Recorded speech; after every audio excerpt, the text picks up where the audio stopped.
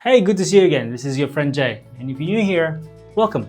This is your corner of the internet for the real tarot people, the collectors, the readers, and anyone who loves to discover decks that they really click with the help of Dr. Courtney here, who reviews and approves decks by napping on them. And today, I'll be showing you the Everyday Tarot. This is a successful Kickstarter project that's got a lot of fans, interesting and at times conflicting decks. Let's have a look at this together. So the Everyday Tarot was published by the Baroque Publishing, and it came with this cute little card here, just thanking fans for their support. And this is what you get when you buy something from a small publisher, and also this is a love you get from small tarot channels like mine. And I know that 80% of you who watch my videos don't actually subscribe. So this would be a good time for you to support my channel and hit that subscribe button. The deck came in this very sturdy box with a magnet clip, quite like that. And there's a wishing of year of fun readings. You got a guidebook. We'll have a look at that when we do our test reading. And they also have the actual cards here. So the cards have this nice pattern on the back. They have a matte finish. This is actual real matte. I always get confused if it's semi-matte or semi-gloss, but this is definitely just sort of has no any cover on them.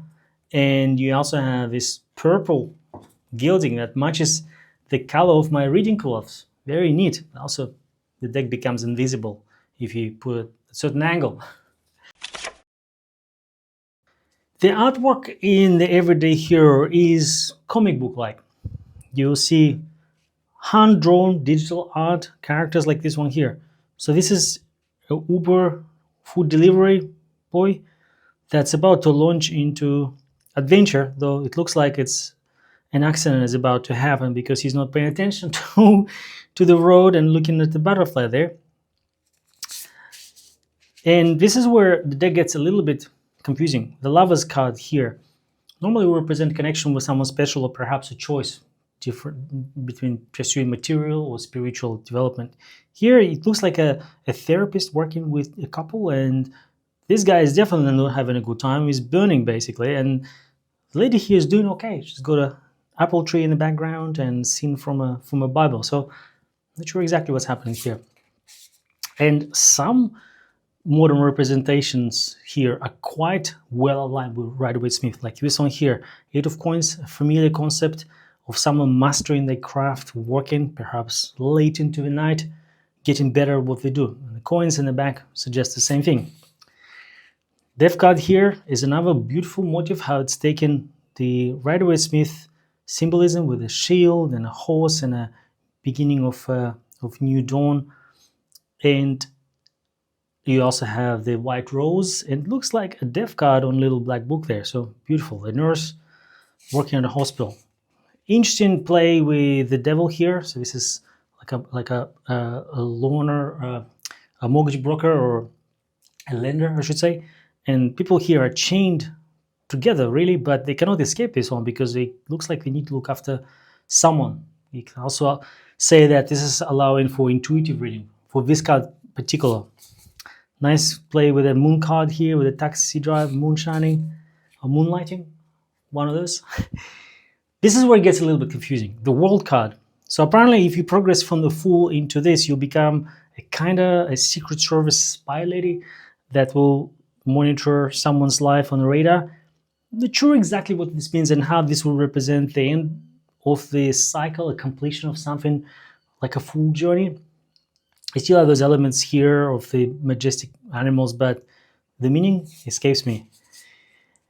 Also, this card is definitely more on the material and everyday than the mystical one. Like here, a good example, the star that represents hope or aspiring ideal. Here you've got a council worker seemingly half naked pouring water on a tree at night for some reason. Compared to the traditional Rider-Waite-Smith card, very different take, right? This is more spirit-like and mystery aligned here with this lady pouring the water from both jugs, connecting material and immaterial. Here, I don't really see that. And it's also, I think, where the everyday and more relatable cards created a deck that potentially sometimes more tilted towards the material. And tarot is a bridge between mystery, the magic of the unmanifested world, the spiritual world, with what we see today. And it has to be balanced, in my view. What do you think? Let me know in the comments. Like how they used Ace of Coins here as the first paycheck. Quite a nice beginning of something new. I think it's a really cool play. But here, the Chariot card here is, at first seems like the right way of representing a modern take on the Chariot. But then you have sphinxes here who are not actually driving the bus, right? They're not the ones that are the engine. And the driver don't seem to notice them. So to me, this is accident about to happen. And this is where I would go into ad break or get Dr. Kotnik to help me. Ah, yes, the Chariot. Nothing says momentum like a bus driver about to run over two mythical creatures. Ancient wisdom meet public transport. Thank you, Dr. Kotnik. I wasn't sure what I was going to say there. Then the Ten of Swords is another one where you can see clever positioning of these little swords here. But in reality, the Rider-Waite-Smith version of it is the ruin, the completion or abrupt ending of something. Here is someone who's really tired and they fell asleep and worked all night on something, like paying invoices perhaps. This to me looks more like Nine of Wands or maybe Ten of Wands card. Definitely not the Ten of Swords. The Ten of Cups here, I like to show this card because it quite often represents the happiness.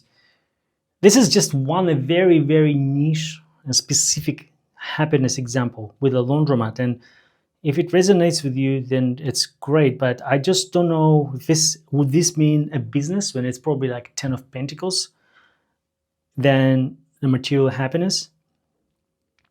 Or if it's family, yeah, it can be confusing, this deck.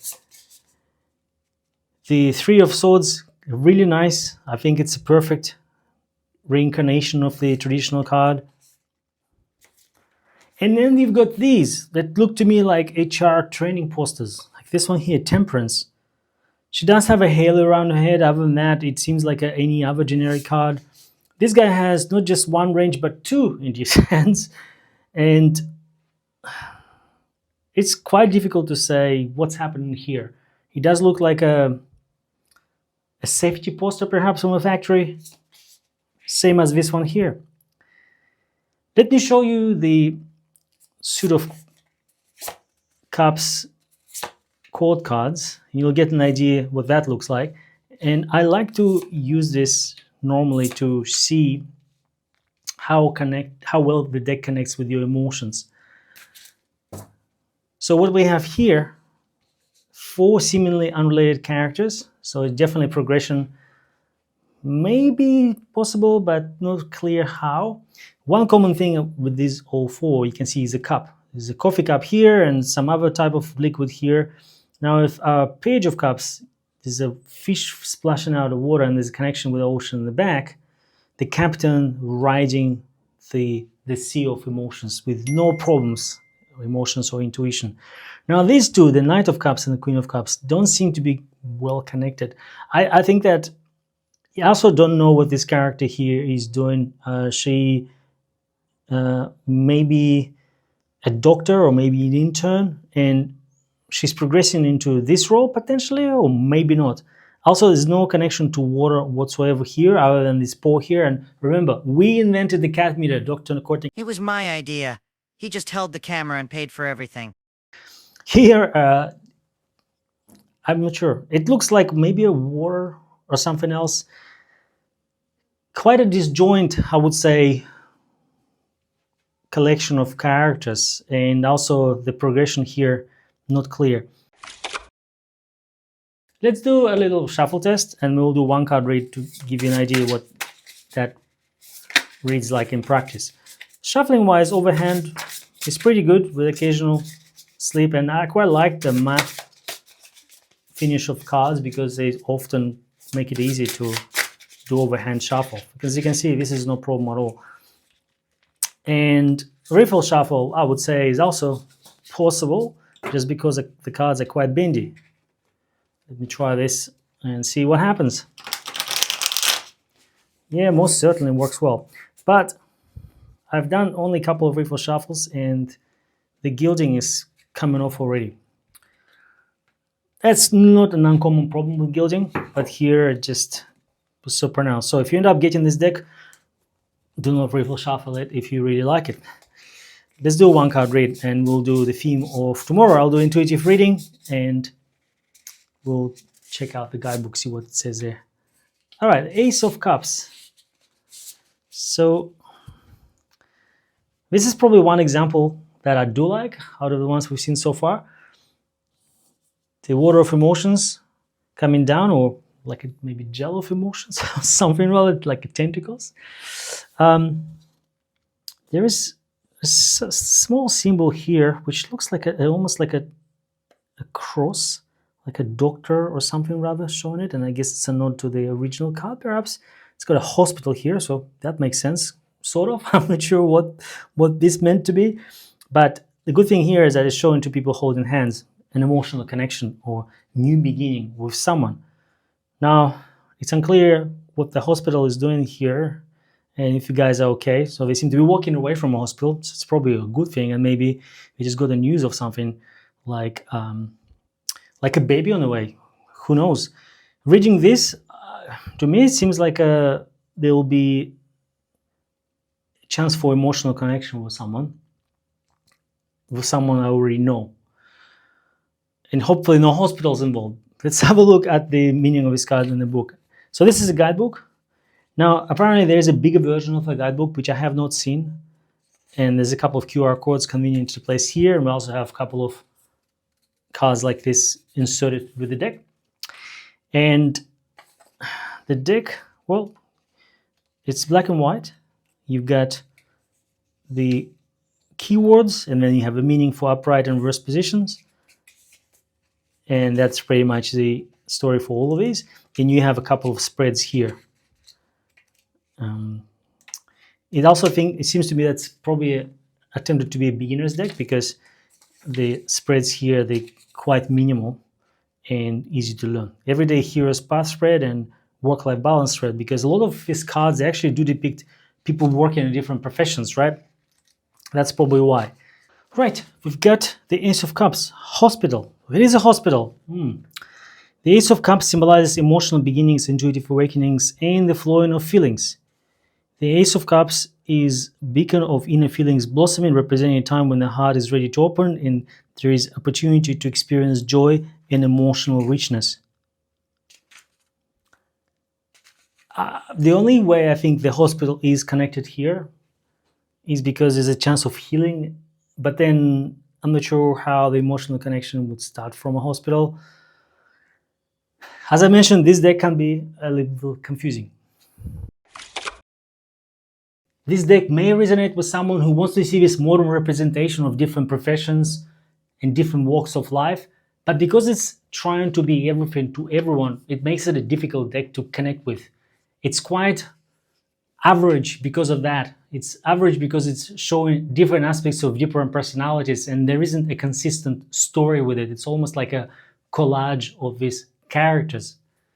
And because of that, I think there are other decks that make it more effectively, like a modern witch tarot uses modern stereotypes, but it also creates a cohesive story that you can follow. Or the other beautiful example I use quite a lot is the Light Seer Tarot that does blend this mysticism with modernity and creates a healing effect that can be also used intuitively for your readings. So with that, we're going to give this deck 3 calls on the cat meter. 1 for the execution, 2 for the effort, and 3 for trying to be something different. Though even with that, it left me somewhat uninspired. So now over to you. What did you think of this deck? Did you love it? Did you hate it? Did you think I was harsh with my review? Let me know in the comments. And if you want to see my entire collection, I left you a video after the Flip Pro. Don't forget to subscribe. Thank you for watching, and I'll see you in the next one.